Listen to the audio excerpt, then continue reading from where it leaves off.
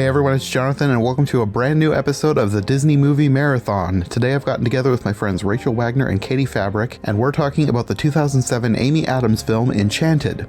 A sequel to Enchanted was just recently released, and I really wanted to talk about it, but you know me, I love my miniseries, so even if it's just 2 episodes, before we talk about Disenchanted, let's talk about the original film, Enchanted. I don't think I quite realized how long it took to make this movie until I started looking up some information yesterday. Apparently it was like 10 years in the making. Like, they started back in the 90s trying to get this movie made. It was originally completely different. It started out as a Touchstone Pictures, and it was like R-rated. Wow. So I'm glad that they decided to change that, because it was supposed to be more of like a more cynical take on this idea. And I don't think it would have been quite as much of a feel-good movie. And I like that they decided to change it into more of a loving homage to Disney instead of like a vicious takedown or whatever they were thinking with the original script. Yeah. When was that they were thinking of doing it? Like way back in the 90s? 97 was when Disney bought the original script for Touchstone. Interesting. I didn't know that. I don't know when it was originally written, but that's when Disney came on board with the idea.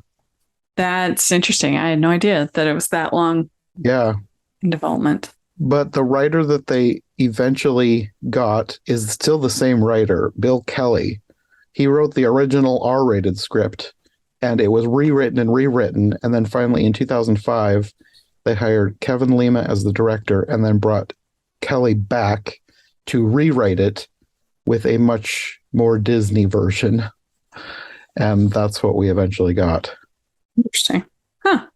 And this was the first live-action animation hybrid since Who Framed Roger Rabbit. But it's different from that in that the animation does not interact the same way. Like, there's some scenes where animated characters talk to real-world characters, but they don't physically interact like they did in Roger Rabbit. Yeah. One interesting thing that I like about this movie is that it changes aspect ratios. Like, I don't know how anyone else feels about this, but I think that's a cool idea, and not very many movies do this. But like when the movie starts, it's in like regular widescreen, and I wrote down the numbers, but it will probably mean nothing to anyone else because I don't really know what exactly the numbers mean. But 2.351 is what it starts out with. And then when she comes to the real world, it's 1.851, which is a much wider widescreen. And I think that's a cool idea. I know, especially on TVs, it's not the greatest looking because when it starts, you get black all the way around, but then it stretches out. So I don't know. I think it looks cooler in theaters, but I still like the idea. Yeah, that's interesting. I did never notice that before. Yeah. And one thing that you'll notice in this movie, I wrote down a few that we'll go through as we go through the movie, but there are a ton of Disney references in here. There's one quote, and I don't know how true the quote is, but it's the guy said that there are thousands of references in the movie. I don't know that there are quite thousands, but there are a lot. And I know I won't have even written down half of them because there are just so many. They're just everywhere. The animation in the movie, it's not done by Disney. It's by James Baxter Animation, which I don't know if you guys know who James Baxter is, but he was a former Disney animator. And he's kind of responsible. Like, if somebody these days needs like extremely fluid animation, like really nice looking, that's who they go to. Oh, yeah. And that's who did the animation for this one. That did not for the second one, which we'll get to when we get to the second one. But for the first one, James Baxter Animation is who did this one, because this was during the time of no more traditional animation at Disney. They didn't have hardly anybody left. They were all moving to CGI, so they outsourced. But I think this one, it's kind of fine because James Baxter was a former Disney animator anyway, so it's sort of like keeping it in the family. And then, of course, music by Alan Menken and Stephen Schwartz. Menken, of course, Disney legend. And they'd worked together on Pocahontas and Hunchback of Notre Dame, so even though Menken is the name that everybody knows, both he and Stephen Schwartz have done Disney stuff before. Yeah, I mean, they've worked together on Hunchback. Mm-hmm. How does she know that you love her? That song's been stuck in my head since I've seen the movie again. There have been several songs that have been getting stuck in my head since watching these. Oh, that just brings on like a bout of nostalgia, that song. It kind of did for me too, because I mean, I hadn't seen it in probably several years, but I had gotten the soundtrack at the time this came out. Mm-hmm. So I listened to the soundtrack a lot more than I had watched the movie. Yeah. So listening to the songs in the movie just was bringing all of that back. And one thing that I had completely forgotten until I rewatched, Julie Andrews is the narrator. She doesn't say much. She's only at the beginning, but she narrated at least the first little bit of the movie. Oh, wow. And she started talking. I was like, wait a minute, is that Julie Andrews? I had completely forgotten that she was in this movie. Yeah. I suppose that's one of the Disney homages. But yeah, that was cool. I kind of wish that they'd had her back for the second one too. And of course, it opens with a very blatant Disney homage with it's basically like a mashup of Beauty and the Beast, Sleeping Beauty, Cinderella, all the iconic fairy tale openings like zooming into the castle, the book opening, etc. Mm-hmm. Well, I mean, when you think about how big of a success the Shrek franchise was, it's no big surprise, even though it sounds like they had this in development even before then, but that they would come out with something like this, their own sort of parody film. And it's kind of remarkable that it worked as well as it did because Disney as a brand in general has not been the greatest at making fun of themselves. And just comedies in general. They're not really like known for their comedies.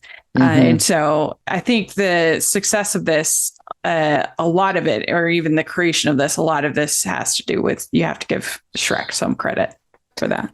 I would imagine that probably spurred them on to actually put it more in development, since they already had it sort of in the works.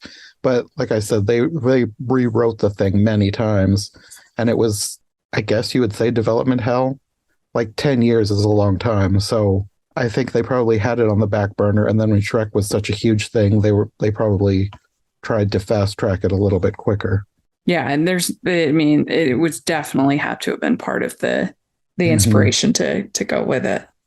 So this movie is about Giselle, who is a cartoon Disney princess in a cartoon Disneyland. The character is played by Amy Adams, who at the time, I don't know how big of a star she was. I don't think she was quite as big as she is now. I'm trying to think if I had seen her had she done Superman yet? Like no. When was the first? No, that wasn't until 2012, I think. Okay. So I kind of feel like she was not quite an unknown. She had been in things before that. The thing that I knew her from was she was in what people call the worst episode of Smallville. Like, I was obsessed with Smallville when it was on. And she played, in the very first season, she was a character who was a fat-sucking vampire. like she was an overweight character who got super thin and then to survive started sucking the fat out of everyone.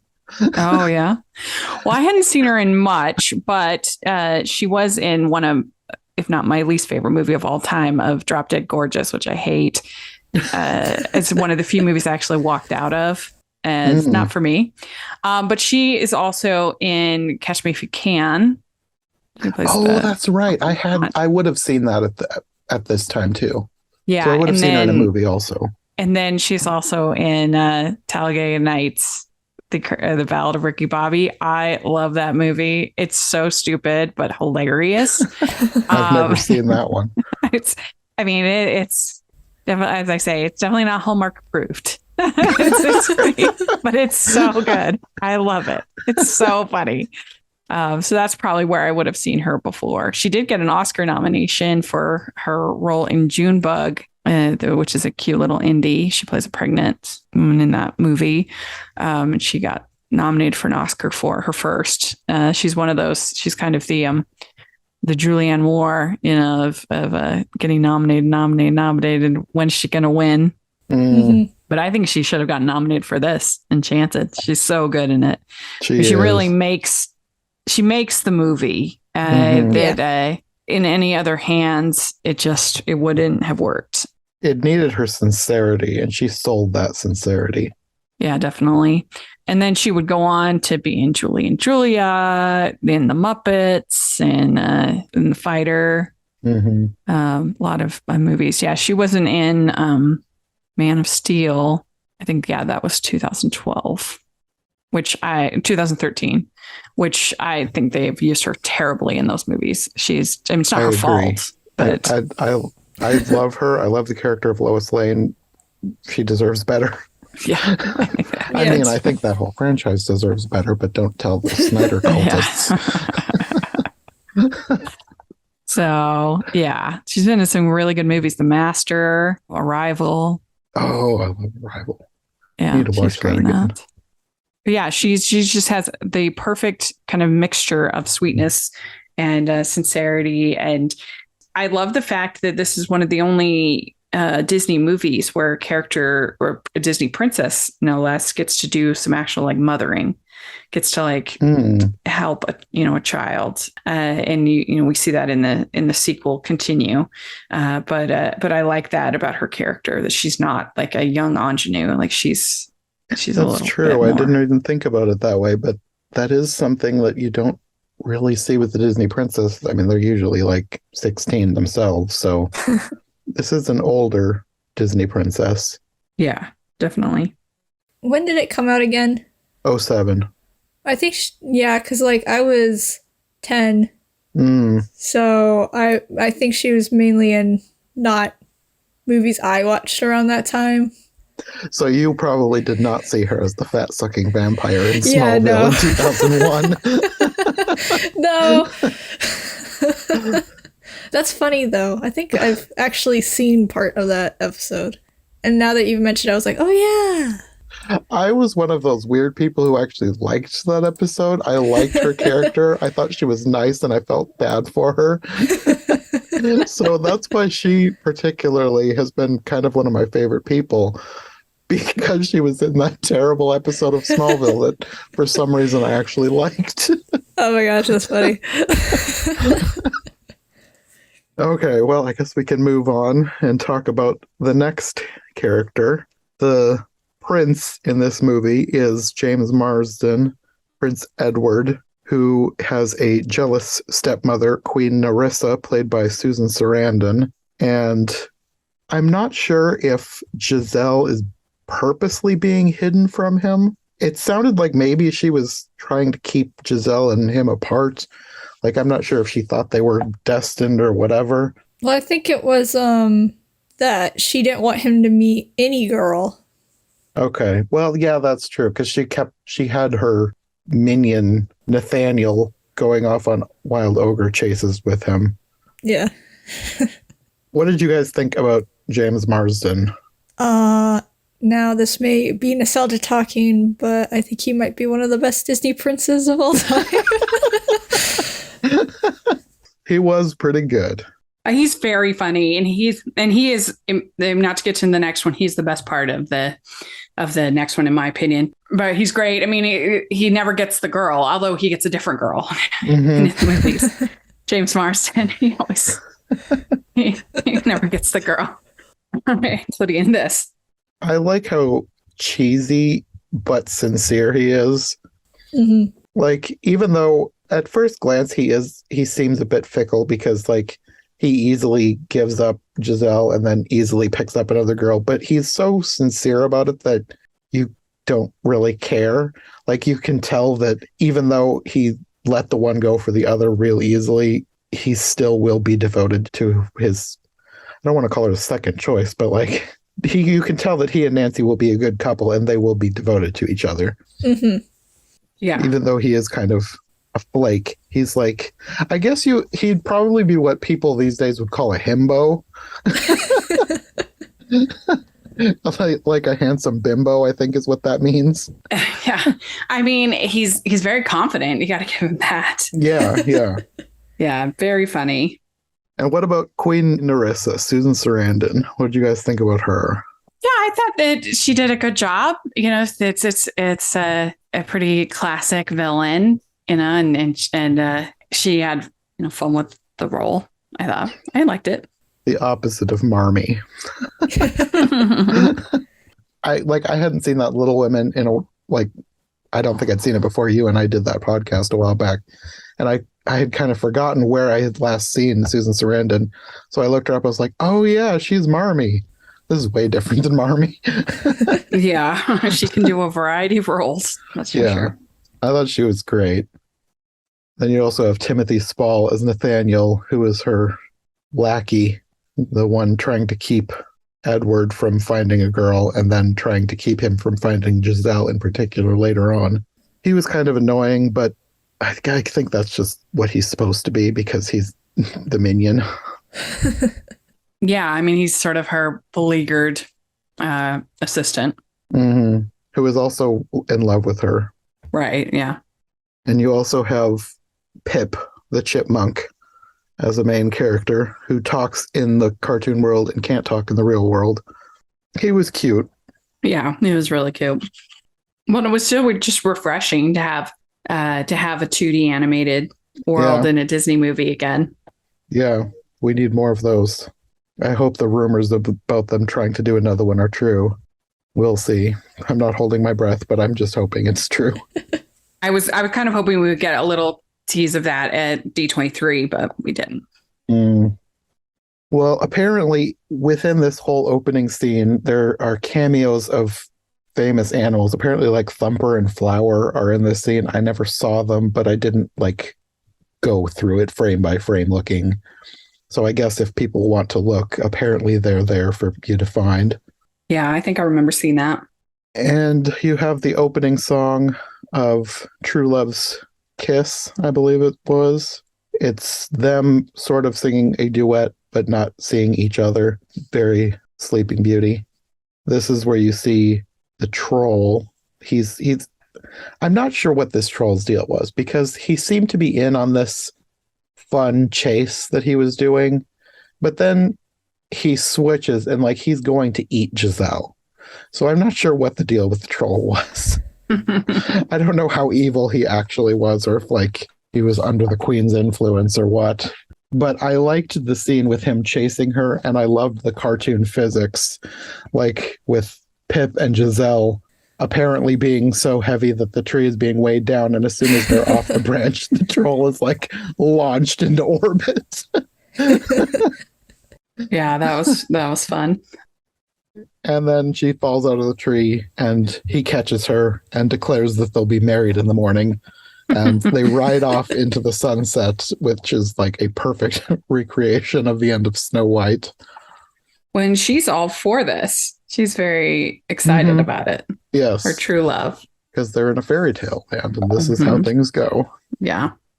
Except the queen is furious about this. She can see what's going on because she has some sort of portal magic that she can look through water. And it's not just water, it's like any liquid, because later on there's soup and alcohol that she can spy through. I'm not sure exactly how that works, but it's magic, so I'm not going to question it. Mm-hmm. So she knows what's going on, and she transforms herself into an old hag, like in Snow White, and tricks Giselle and shoves her down a wishing well, where she falls to the real world and ends up in a sewer in New York. And I loved that scene because it reminded me of Alice in Wonderland with her falling through and then she's upside down. It actually reminded me of the one we just talked about recently where she's upside down having fallen through the earth and then the camera spins around and you see that she's sitting on the ground below the manhole and then she climbs out into the streets of New York. And this is where the screen aspect changes. So it's kind of hidden in the dark that the screen aspect is changing when it stretches out. But I liked that touch. I thought it was cool. Yeah. And Nathaniel asks the queen where she has been sent. And she replies that she's now somewhere where there are no happily ever afters, which is apparently New York. And she's now lost in the city. chaos around her because she has no idea what's going on. And she tries to find shelter with a nice old man. And he steals her tiara. And I loved, she's like, she doesn't understand the concept of anger yet. So I think she's more upset and sad than anything. And she yells, "You are not a very nice old man." That's one of my favorite quotes. And in the real world, you also meet Robert Phillip, played by Patrick Dempsey, who is a divorce lawyer. And you first meet him as he's trying to mediate between this woman who is bickering with her husband over a baseball card, which is a weird thing to fight about, but I guess that happens in real life.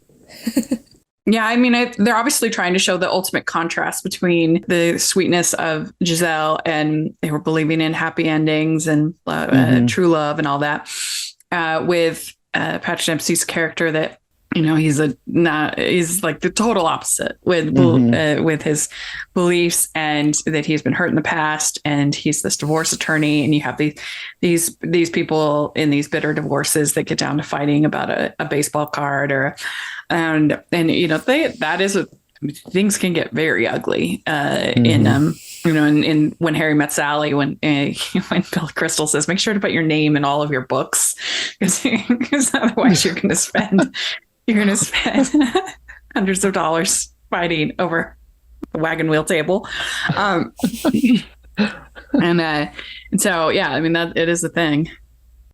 So had you guys seen Patrick Dempsey in anything else? I don't think I had before this movie. I know he was in Grey's Anatomy, and that's where everyone loved him from, but I'd never seen that. So I was not familiar with him when this movie came out. Oh, really? Yeah, I had watched, I was an early Grey's Anatomy watcher, but I stopped at about season 3 or 4. But yeah, they on like 15 now? Yeah, no, 19. Oh, season wow. 19. I thought I was jokingly overestimated with 15. Yep. And you know, of course, he was McDreamy. I mean, he's not on the show anymore. But yeah, he was definitely, this was like peak McDreamy time. Mm-hmm. So I remember the headlines all talking about that when this movie was coming out, but it didn't mean anything to me at the time because I didn't watch the show. But you also get another nice Disney Easter egg in this first scene with him in his assistant, Sam, who is played by Jodie Benson, who is the voice of Ariel. Yeah, that was fun. She has a fish tank in her office, and you hear a little bit of the score in the scene with the fish tank, too. A little bit of, like, Under the Sea or something, I think. I don't remember the exact which song it was, but a little bit of that. Well, and she talked about it in her, I just read her biography that she did, her memoir or whatever. And she talked about that, you know, that it was really hard for her because she never had been in a live action role. Oh, really? It was challenging. Yeah. I mean, she'd on Broadway, but not on screen. Well, I knew she had been on stage, but I guess I just assumed she also had done on-screen stuff too. No, she'd only done voice work. It's a fun little read. If you're a Disney fan, you should definitely read it. Yeah. But in this scene also, or after this scene, you're introduced to his daughter, Morgan, played by Rachel Covey, who I don't think she acts anymore. She did have a cameo in the sequel, but she doesn't. Like, after this, she didn't really do much. What did you guys think of this character, Morgan? I think she's very sweet, cute little girl. And it's like I said, I think one of the nicest elements of this movie is that you get to see a Disney princess actually, like, be a mother. Mm-hmm. I thought she did a great job, especially for someone who didn't act a whole lot. Like, a lot of times when there's a kid in a movie, I kind of have a tendency to find kids annoying. If they're not perfect, then I can tell that they're acting, and I don't usually care for the character. But I thought she did a great job, and I was never once pulled out of the movie by anything that she did that didn't feel real. She felt like a real kid. Yeah, she was very, very cute. So they're taking a cab home and having a conversation about this book that he'd gotten her that she didn't really want, but he thinks it'll be good for her. It's about, like, famous women of history.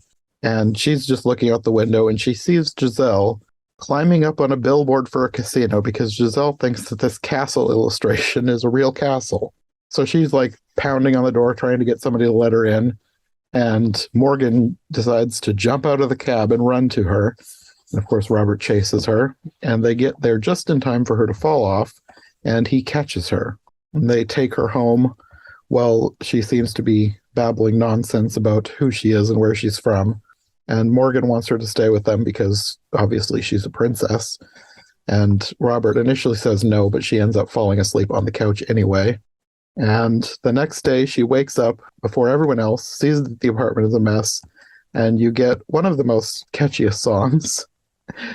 She calls all of the vermin of New York to help clean the apartment with a happy working song. And I love this song because it is like the perfect send up of like the old Disney princess films where you have like Snow White cleaning the dwarf's house with the animals. But then you also have it like incorporating lyrics about soap, scum, and toilets. And I thought that song is just so perfect. It's so well written and catchy, and the perfect modern send up of that type of scene that you would get in an old Disney princess film. Yeah, it's really, really cute song. Very catchy and just classic Alan Menken. Mm-hmm. And I love that the animals that all appear are just the basic vermin of New York. And she just adapts. She doesn't care. She loves them anyway. Even the cockroaches and flies. Yeah, which I mean, whew, that one that you can tell she's from a magical land and not New York City. Yeah, I think I could get by with the pigeons, maybe a few rats, but once the cockroaches come in, I'd be out. So Morgan wakes up at the very end of all this and sees what's happening and goes to get her dad. But by the time he gets out there, all he sees is all these vermin running around his apartment. And he freaks out and they try and evict all of the creatures. And somehow Giselle has figured out what a shower is. I don't know how she figured that out, but maybe an animal accidentally showed her. And he finds her as two of the remaining pigeons drape her with a towel, like in Cinderella when the little bluebirds dressed her. And this should be his first clue that something is up with her, but I don't think he quite gets it yet. I mean, I would certainly give more pause to two pigeons acting like they are trained and flying to wrap around a towel around her. I mean, Yeah. that's just everyday life. And then, of course, like any good rom-com, we need a grave misunderstanding. Dun dun dun. So this is the perfect moment for Nancy, Robert's soon-to-be fiancée, to show up and be horrified and furious at this strange woman in a towel in the apartment. Oh no, I slipped at the right moment. And the door just happens to be across from the hall. And Nancy is played by Idina Menzel. And at the time that this came out, I had no idea who she was. So it didn't even strike me one bit as weird that she didn't have a song. Apparently she was written a song, but it was cut for time. But when I first watched this movie, I didn't know who she was. So I didn't think anything of the fact that she didn't have a song. But then later on, I think probably once Frozen came out, I learned who she was. And then I started seeing people talking about her and talking about... So you hadn't heard of Wicked? You didn't know Wicked? I probably had heard of it, but I mean, I live in the middle of nowhere, Iowa. I have no way to see Wicked myself. So I knew the story, like I knew the basic gist of Wicked, but I didn't know who was in it. I didn't know who she was.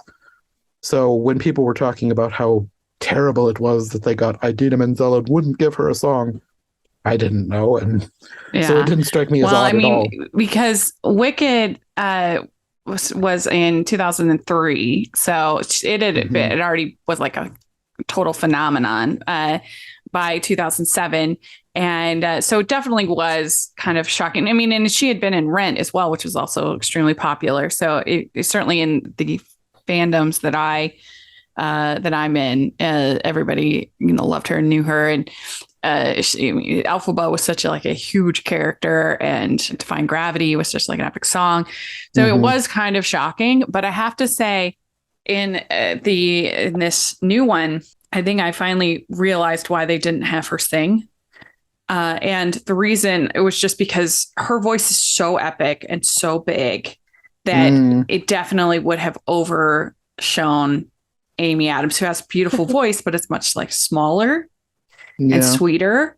And so to have this like big belting, voice, that I think it would have been weird. I still think they should have had her do the credits song. I don't understand why they had Carrie Underwood do it. That didn't make any sense. Why not have that would have made more sense? Yeah, definitely. Yeah.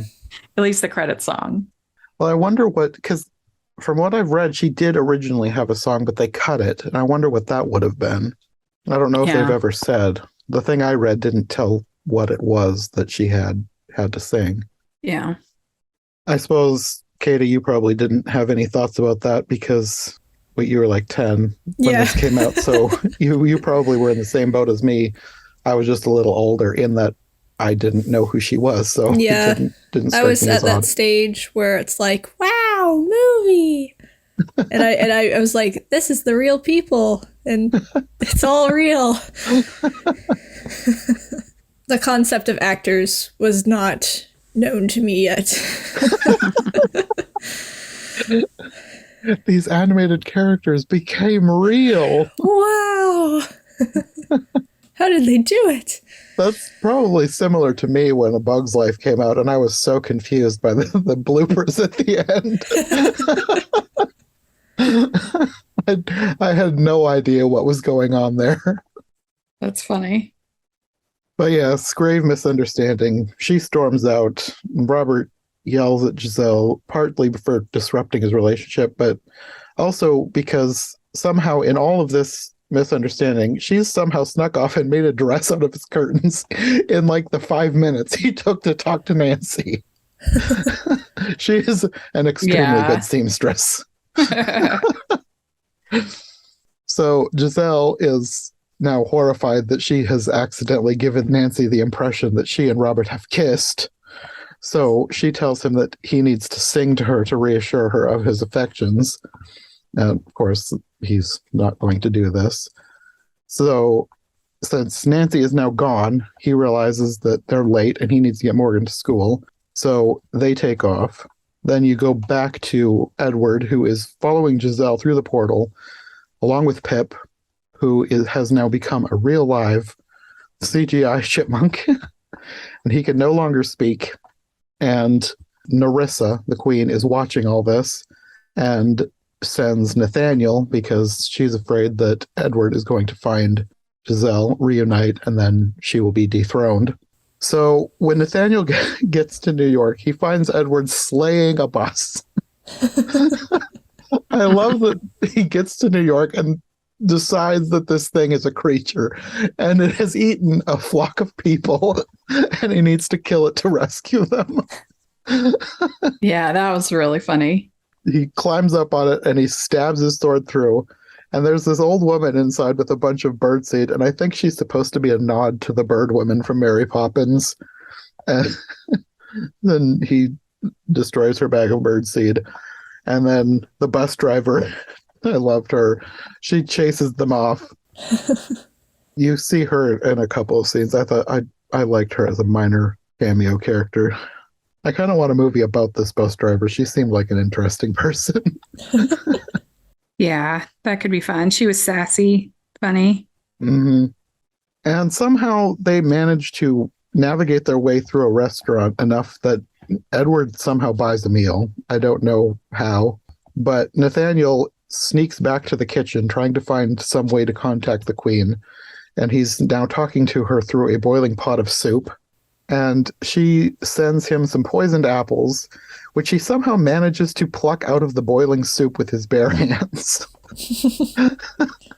If this were any other movie, I would have serious problems with that, but I don't care. I just thought it was funny that this soup is bubbling and he just reaches in and grabs the apples. But also the apples, now that I think about it, the apples later on melt through a guy's hair and he touches them with no problem. So Nathaniel has superpowers is what I cartoon physics. There's a lot of things that we shouldn't question because this is ultimately a funny, ridiculous movie. Yeah. But Pip is watching this and he's trying to tell Edward what's going on. but of course he can only squeak and tries to charades his way through the message, but he fails, and Nathaniel ends up being able to silence him for most of the movie. Although I don't think Nathaniel would have needed to do much because, like I said, Edward is a little bit of a himbo and he cannot figure out anything that Pip is trying to say. He thinks he's talking about how great he is. But Robert needs to get to work, so he just brings Giselle with him, and he tells Sam to get her back wherever she came from while he meets with his client, still the woman from the bickering baseball card couple. And obviously, Sam is unsuccessful at locating Andalasia. So while she's trying to explain to Robert that she has no way of actually getting her back, Giselle goes off to talk to this couple, and she's horrified to learn what divorce is, because she's from a fairy tale land, and the concept of true love not being forever is just completely foreign to her. And she begins to cry, which freaks out the couple, and the opposing lawyer threatens to throw out their deal because they think that they're trying to trick them with her. I'm not sure what he thought was going on, but he thinks that he's got some shenanigans going on with her sobbing over the divorce. Yeah. Yeah. I mean, it is funny when she sees and she says, how could you not care for, and how could love be ending? Just her immediate kind of reaction is very endearing. Yeah. So he's trying to get rid of her somehow. And nearby, Edward and Nathaniel are still looking for her. Or rather, Edward is looking for her, and Nathaniel's trying to distract him. And he ends up sending Edward off on a wild goose chase after a woman who just happens to look like her from a distance, from behind. So he runs off in one direction while Nathaniel follows Giselle in the other. As Robert tries to ditch her, he gives her some money and just says he can't deal with her anymore. And she gives him an impassioned speech about how kind he was to her, and she's sorry for causing him so much trouble. And she leaves, and he starts to leave, but he turns around and sees her giving all her money to the woman with the birdseed from the bus.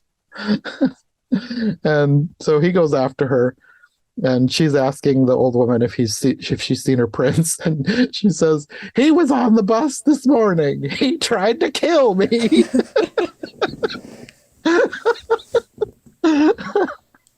Another one of my favorite lines from this movie. Yeah, that was a funny one. I think Robert thinks that this lady is about as crazy as Giselle is, so he pulls her away, and he's asking her about her prince, and he finds out that they've been together one day, which is shocking to him, of course. So they're walking through the park. They run into Nathaniel, who offers her a caramel apple, which is obviously one of the poisoned apples. And this is another little Easter egg. If you look at the caramel that's dripping off of the apple, it's shaped like the poisoned apple from Snow White. It's kind of subtle, but if you look closely, it's like the exact same little skull shape that the green poison made as it dripped into the apple. Oh, neat. So she doesn't eat this right away. They keep going, and Robert is trying to understand why she thinks it's okay to marry someone she just met. And he's trying to explain the concept of dating, getting to know someone before you get married. And she's gesturing wildly as they're having this conversation. She accidentally launches this apple, which hits a passing cyclist and melts its way through his helmet and hair. Well, this is a really powerful apple. And she asks him about Nancy, wonders why they haven't gotten married after 5 years together, which leads into probably the biggest musical number of the film, How Does She Know That You Love Her?, which turns into the entire park joining her for this song. I know there are a lot of Easter eggs for this scene, but I did not write them all down. There's just so much going on that I probably didn't even notice a third of them. I think that there's even somebody from Mary Poppins in there. Like one of the original actors I read was in this scene somewhere, like one of the chimney sweeps. And during this number, Edward hears her singing, and he tries to follow her voice, and decides he's going to stop where he is and join the song, but he's immediately hit by a flock of cyclists. And during this whole scene, Giselle is arranging through a pair of doves to have flowers and tickets to a ball sent to Nancy on Robert's behalf. And she loves this, but Robert, he seems mildly uncomfortable with this idea. But it's very clear that this is something that Nancy loves, and she's kind of been waiting for some sort of grand romantic gesture from him, which is not in his character. So this is the first glimpse that they're not a good pair. But he apologizes for the misunderstanding that morning, and she accepts, saying that if he says that nothing happened, she trusts him. Meanwhile, Nathaniel and Edward go back to a hotel and discover a TV, which Edward thinks is a magic mirror. And there's another interesting Easter egg in here in that they find a soap opera, and Paige O'Hara, the voice of Belle from Beauty and the Beast, is the main character of this soap opera. There's even a bit of the theme from Beauty and the Beast.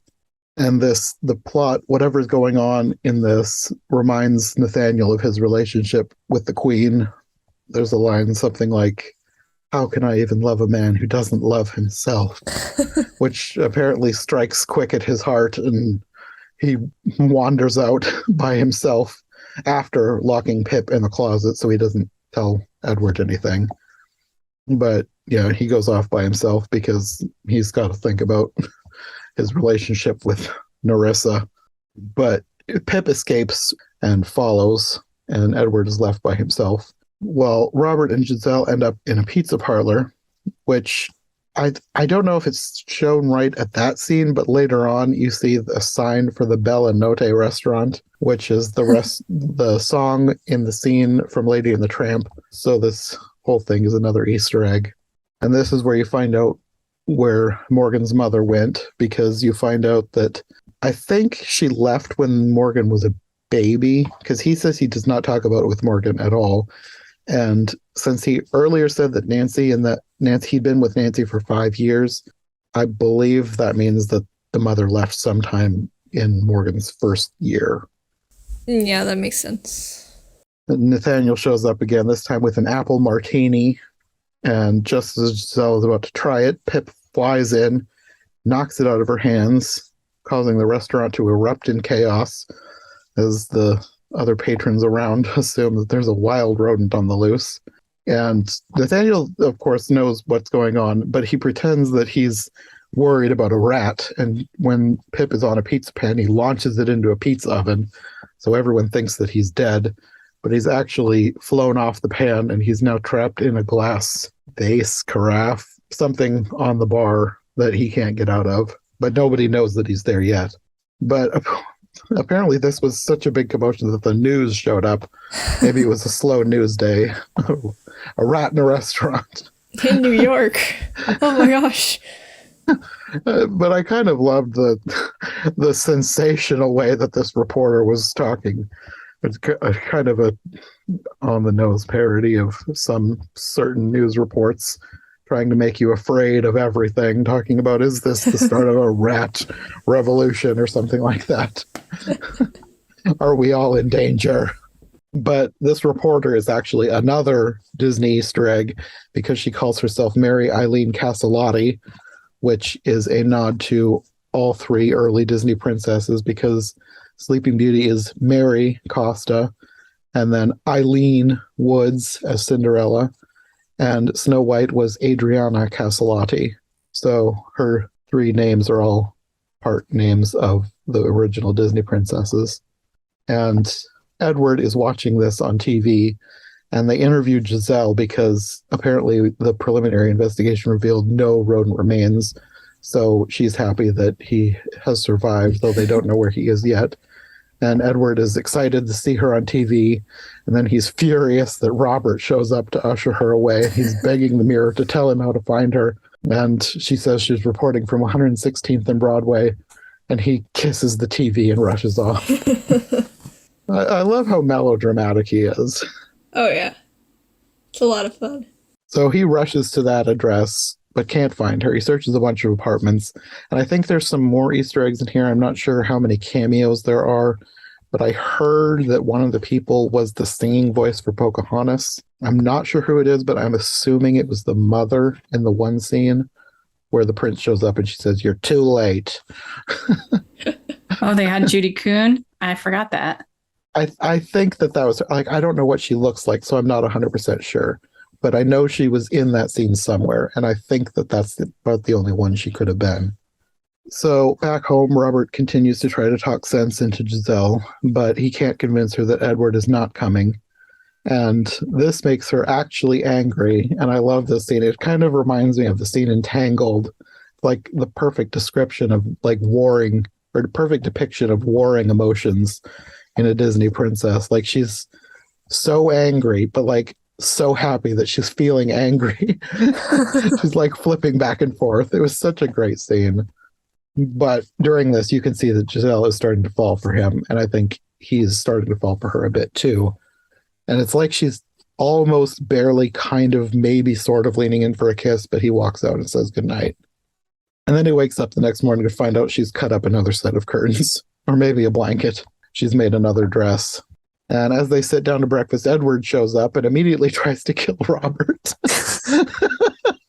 He thinks that he's been holding her captive, and she yells that for him to stop and that they're friends. He's like, oh, and then just happily puts his sword away. But of course, she's now conflicted about her feelings for him and suggests that they go on a date. He tries to sing their True Love's Kiss song again, but she doesn't finish and wants to go and do some things before they go back to Andalasia. So they all say their goodbyes. They all promise they'll see each other again, but you can tell Robert is also just as conflicted as she is about her leaving.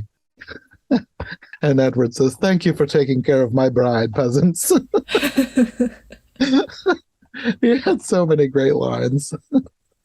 And then Nathaniel is at a bar, which I believe is still the same restaurant, because Nerissa is berating him from his martini, and she's screaming, calling him an idiot for wasting two of her poisoned apples, and says she's coming there herself, while she's letting out an ear-splitting scream, which shatters all the glass around her, where Pip is stuck in one of those glass rafts, and he's now free. And then back at Robert's office, he's meeting with his client and her husband again, but they're having second thoughts now after Giselle's impassioned speech, inspiring them to see the best in each other again. They're going to give each other another chance. And then Edward and Giselle, they're on their date. He wants to get back to Andalasia, but she wants to keep doing things. And she actually wants to go to the ball that she set Nancy and Robert up to go to. So he agrees as long as they head back as soon as it's over, and Giselle runs back to the apartment to get Morgan. I'm not sure why she wanted Morgan to help her, but it was cute that they had this not really mother-daughter date, but future mother-daughter date. And she says that she has something better than a fairy godmother. She'll get her father's credit card, which is just for emergencies, but this is definitely an emergency. And then you cue the obligatory shopping montage. And then they end their day with a conversation about the nature of stepmothers, because Morgan does not like the idea of Nancy being her stepmother. But Giselle tries to tell her that it's not true that stepmothers are all evil. She knows many kind stepmothers. Why, Edward has a stepmother. And, well, I've never met her, but I hear she's just lovely. Cut to Nerissa exploding out of the sewer, zapping cars all around her. I love that transition. It's so perfect. So they all head off to the ball, which is fittingly a costume ball. So Giselle and Edward would fit right in. But for some reason, Giselle is now in like a modern dress. She's like the only one dressed in something modern. And Edward is still wearing the same clothes that he's been wearing since the beginning of the movie. So I hope he's discovered deodorant while he's in the real world. But maybe he has magic armpits and doesn't need it. Who knows? So the four of them all get acquainted, and you can tell that Nancy right away takes a liking to Edward. Not necessarily that like she's instantly attracted to him, but she likes the way he's speaking about Giselle, and she appreciates that he appreciates her with no irony. And then the MC, or whoever he is, calls for everyone to dance and to take someone that they did not bring. And I think you can see where this is going. Robert starts singing along to the song while they dance, and Giselle is feeling very conflicted. Nancy eventually cuts in, and Giselle and Edward prepare to leave. Like, they did not stay very long. They had half a dance. Not even with each other. He says he's going to go get her wrap, and she turns around to see Nancy and Robert kissing, although you can tell that there really isn't anything between them anymore. And suddenly the old hag is right beside her. And Giselle recognizes her instantly as the person who sent her to Earth. And she tells her that it was just an accident. And she's been watching. She knows that she's in love with Robert, and she has a way to make all the bad memories disappear. And she gives her a magic apple, and she takes a bite and collapses immediately. And the hag tries to haul her body out and turns back into the queen, but is stopped by Edward while Nancy and Robert run in, and Robert tells Nancy to call 911. And the queen is trying to pass it off like she just fainted. But Nathaniel shows up, confesses everything, and Edward tells her that she's going to be stripped of her crown, and all of Andalasia will know what she did. Nathaniel tells them that there's nothing that they can do because of the poisoned apple, but Robert suggests true love's kiss and makes way for Edward to kiss her. And of course, it's not working. And Edward tells Robert he needs to try, but of course he protested. But Nancy tells him, just do it, it's okay. And he does, and she wakes up. The queen is enraged, and this is probably the biggest nod to a previous Disney film. He transforms into a massive dragon like Maleficent. And even though I loved this dragon design, it can't hold a candle to Maleficent's dragon. Maleficent's dragon is like the perfect Disney or any dragon. Like whoever designed Maleficent's dragon is like a dragon genius. I love the Maleficent dragon. This one is great too, don't get me wrong, but I love the Maleficent dragon. I appreciate how much attitude this one had, like in its movements. She has like the same, her downfall is the same as every villain, the monologue. She's like talking the entire time, and like she could have dispatched with anyone just by stepping on them, but she decides that she's going to take him to the roof to throw him off. And she's like monologuing the entire way. The only thing I would say about the dragon sequence is that for a movie that had been pretty subversive up until then, the last 20 minutes of the movie are fairly conventional. You know, it's like, it's one of those movies that like is making fun of something, or maybe, or is parodying something. Maybe that's a better word, parodying something up until the end when it decides to become that, which it is parodying. And so that would be my only like critique of it, is that that ending does kind of, they could have maybe done some things to make it a little bit funnier, a little bit keep that subversive nature. I think they tried with having the dragon take Robert first and having Giselle follow to try and slay the dragon, because like she even lampshades it, like talking about her going after him. This is a little twist on our story. Wouldn't that make you the damsel in distress to Robert? So I think that that's where they were going with that, but I don't know that it's quite enough, because even though, yes, that is a subversion on the regular Disney trope, it kind of has been done before. Like they've had the princess rescue the prince in other things. Not very often, of course. So, I mean, it's a little bit unconventional, and I think that's where they were going with it, but it still does feel like, yeah, we've seen this before. But they do change it up in how the dragon is defeated, because neither one of them actually defeats the dragon. It's actually Pip the Chipmunk, calling back to that original scene at the beginning where his weight is enough to weigh down the ogre. He climbs up on Nerissa, giving just enough weight for the top of the tower to give way, and she falls to her fiery, sparkly, glittery death. Yes. So they couldn't have her in the sequel. Yeah, I was kind of hoping that they would bring her back somehow, because I did like the character, but it's fine.